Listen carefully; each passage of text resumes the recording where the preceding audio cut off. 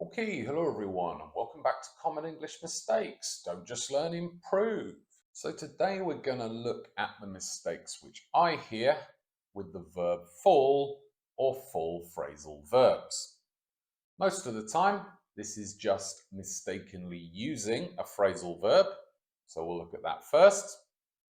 Then we'll look at the phrasal verbs where there are accidents, which people often confuse. We'll look at the general concepts of these so you understand them better and make fewer mistakes, and then look at the non-literal phrasal verbs like fall out with. Final thing to say is I already did a video on feel and fall in the past participle. I'm not going to talk about that. The video will be available at the end of this one. So anyway, the mistake is up here. The price of oil fell down last month. So just pause the video, see if you can correct the sentence. And well done if you said the price of oil fell last month. So when you want to say something goes down or does this, usually quickly, just use the verb fall, no phrasal verb. This can be literal, like the climber slipped and fell 10 meters, or look, the snow is falling, or it can be figurative. The price of oil fell last month, the temperature is falling, going down. So that's when we shouldn't use fall down. Let's look at when we should. For people, generally it's going to be this situation. You're walking in the streets, and then for some reason, maybe you trip and fall or collapse to the ground. You can also, though, use fall over.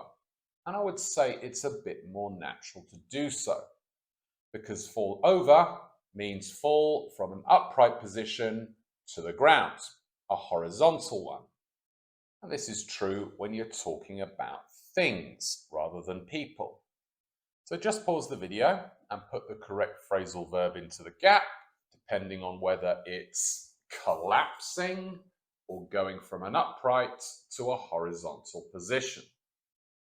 And well done if you said our Christmas tree fell over, went from a vertical to a horizontal position, but then our fence fell down, it collapsed.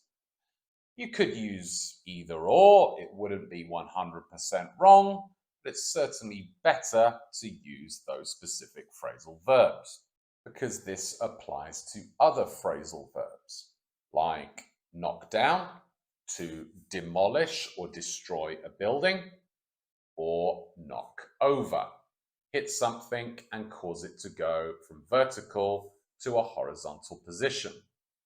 Certainly, it would be a mistake if you confuse those two. And then you can also use the phrasal verb fall over something to talk about what caused you to fall. I fell over your shoes. Let's now look at the other full phrasal verbs to talk about accidents. Pause the video and think which preposition goes into the gaps. Either you're going to use the opposite to what is right or what you want. So think what the opposite of on a bicycle, on the wall, or in your pocket is, or the preposition for where you don't want to be. So think what preposition you use with swimming pool and the ground.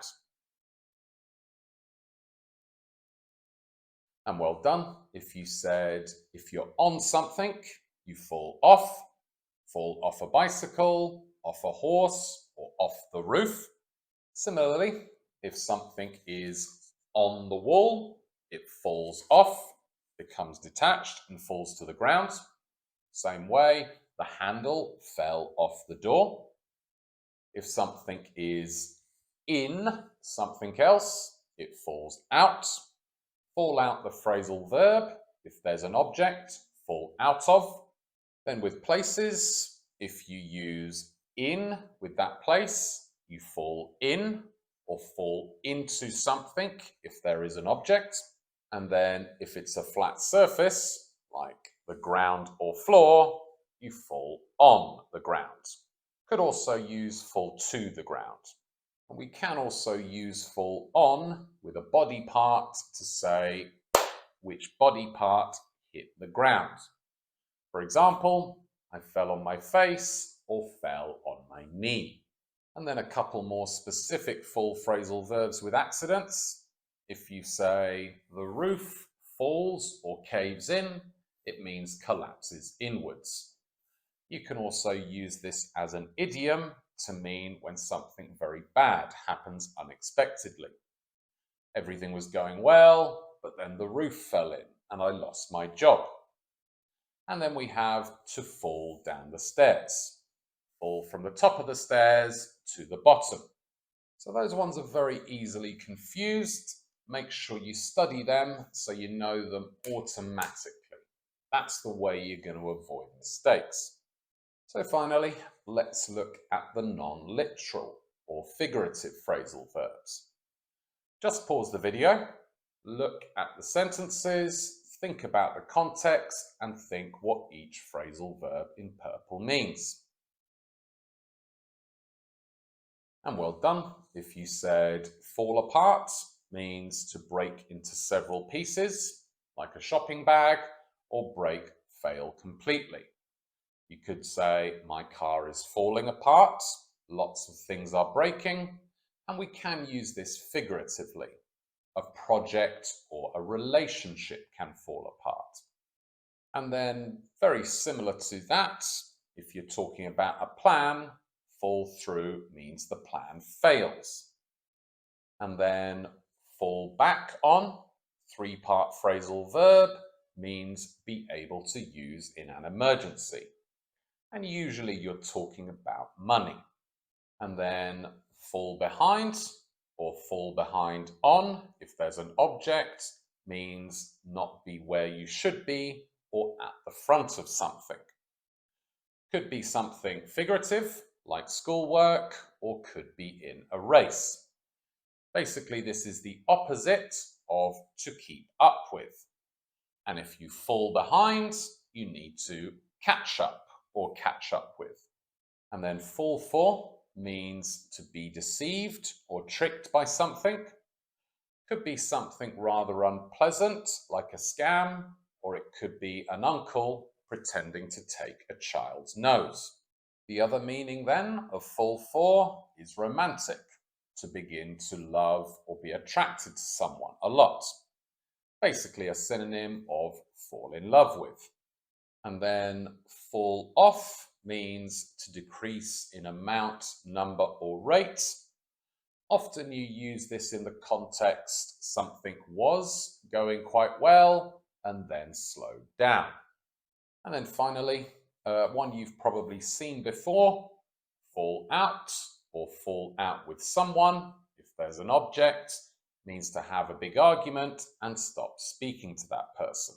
So those phrasal verbs are summarized here. I know that's a lot for today's lesson, but the more you can learn phrasal verbs and be able to use them, that's what's going to take you to a very, very advanced level. Anyway, more people have been watching these videos, which is great, but I don't want it to fall off and decrease, and you don't want to fall behind on new videos. So make sure you like, subscribe, turn on the notifications, and share the videos with others. Would be much appreciated. But anyway, when you're ready, let's practice and improve. Just pause the video and put either a full phrasal verb or just the verb fall into these sentences. Remember that you might have to change the form of the verb. Past, verb ing, etc. And well done. If you said workers always need to wear a harness in case they fall, no phrasal verb. He was on the ladder and then he fell off.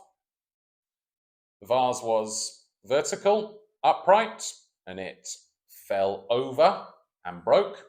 Then I was in a tree when I was a child and fell out. Unemployment went down last month, so it fell, no phrasal verb. And I bought a cheap suitcase, which quickly fell apart, broke completely. So now just pause the video and write, say, or discuss the same sentences for you. And finally, today's question. What would you do if you saw someone fall over in the street? So write your honest answers in the comments, guys. A good opportunity to practice a phrasal verb, which people often get wrong. Anyway, that's basically it for today. A lot of phrasal verbs I know. Make sure you know when not to use a phrasal verb and just use the verb full. Make sure you know your accident phrasal verbs really well. And then if you can, learn the non-literal or figurative phrasal verbs. If you can do all that, you're going to make much fewer mistakes and sound much more natural. Other than that, check out the video on the past forms of the verbs feel and felt, and I'll see you in another video in the next couple of days. Until next time, see ya!